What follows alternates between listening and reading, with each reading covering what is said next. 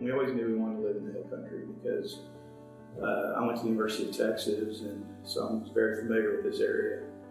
And we visited here. My parents have a place up on Lake Travis, so we've been in the hill country a lot. So we knew we wanted to live in the hill country. When we found this place, it has two small other houses on this property. They're very small. One's less than 700 square feet. The other one's about 1,200 square feet. They each have 2 bedrooms. So I wanted my own office and some other things, and we needed more room. We have family here a lot, so it would get crowded when everybody was here. So I said, well, why are we doing this? Let's just build our dream house. We'll live in it, and then we'll have those other 2 small houses for guest houses. And so I had gone online, and I found 4 or 5 architects. I kind of narrowed it down to 4 or 5 that I wanted to talk to. So I had a list, and just happened Dale was on top of the list. And he had a very impressive website. We knew kind of that we wanted a rustic, something that fit well into the hill country, a lot of stone, a lot of wood, etc. And it seemed like a lot of the stuff he was designing was along those lines. He was the first guy on the list. I don't know why, if that was the reason, or it just had to be the first guy on the list. And I called him one day driving from Houston. She was up here a lot when I was still working in Houston, so I was driving up here from Houston. And so I just stopped and got gas, and just after I got back in my car, I gave Dale a call. I'd emailed him and set up a call, and I gave him a call, and I guess, I don't know how long we talked, but maybe 20, 30 minutes on the phone. And I hung up, and I knew, this is the guy. I'm not even going to talk to anybody else. Never did talk to anyone else. Never talked to another architect. And I don't regret it 1 second. And well, and we like their vision too, because their motto is that they like to build new houses that have an old soul, and that's really what we were looking for. So we like their approach. Yeah.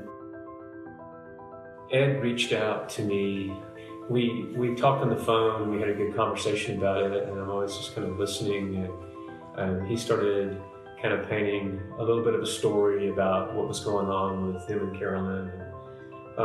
He was just kind of giving me just a really broad overview of some of his ideas about it, and he had a lot to say. I thought it was very just interesting. I could really get the sense that the house needed to be designed around entertaining their friends and family and things, just for them to be able to enjoy retirement and have the kinds of rooms and features like the nice bar with a game room with a bar, and a home theater, and plenty of living space.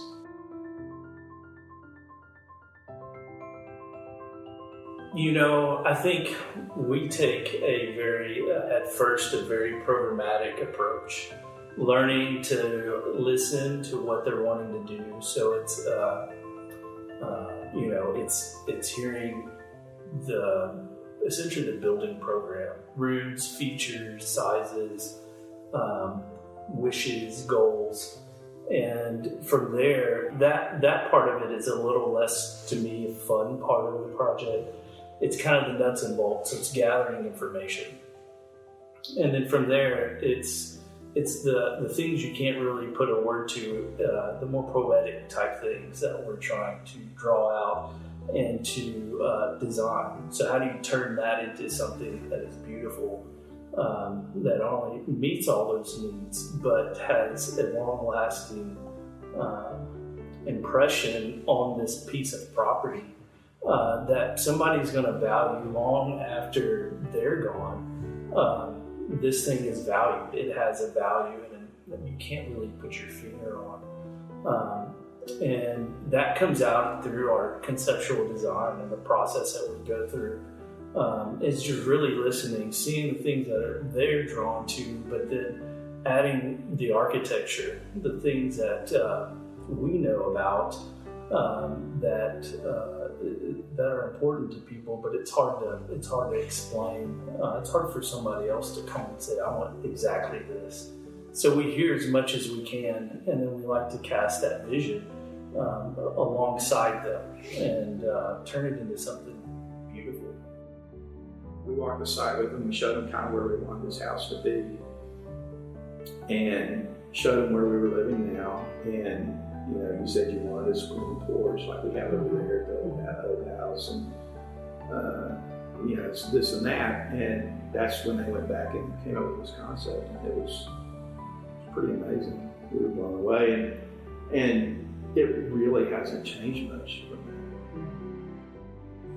that. It's hard for us to pull off something really special unless we have a really special set of drawings, because there's just way too much left to interpretation. And as much as we like to think we've got an eye for design, which we do, we are not architects. We are builders, and we have to rely on our architect team to complete that picture, to create that vision, and to create the documents that we follow.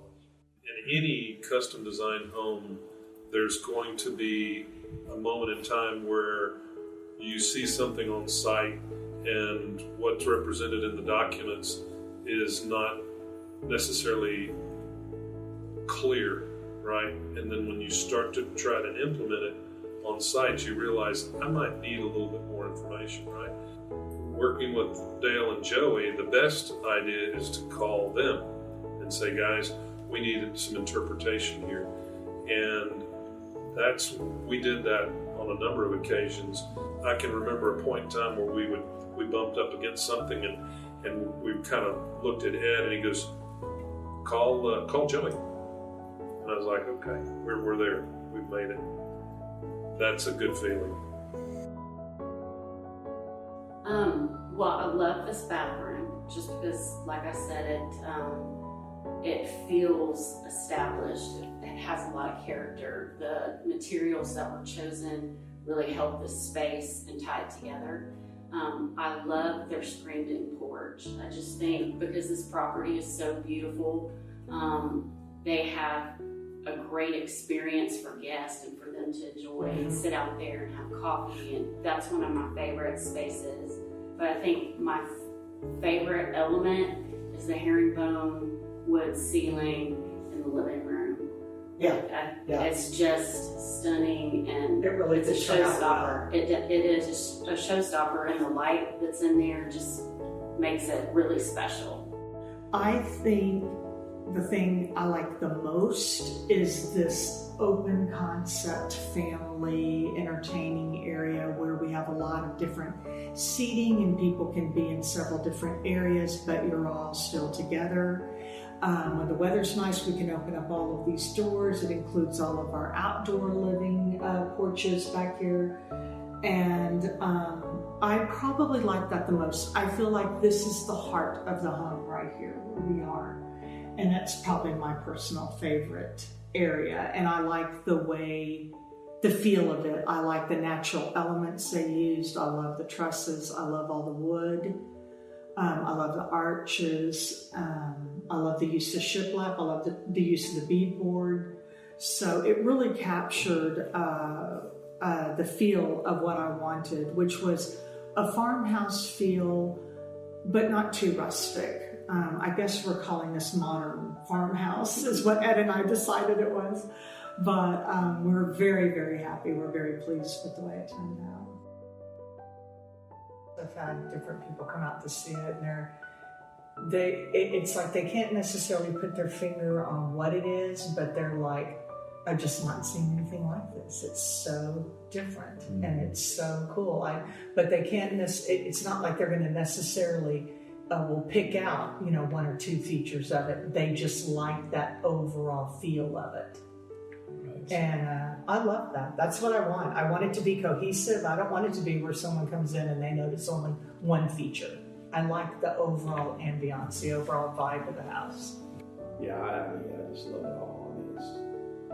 It's weird. It probably turned out better than your original vision. Yeah, and it felt like home from the get-go.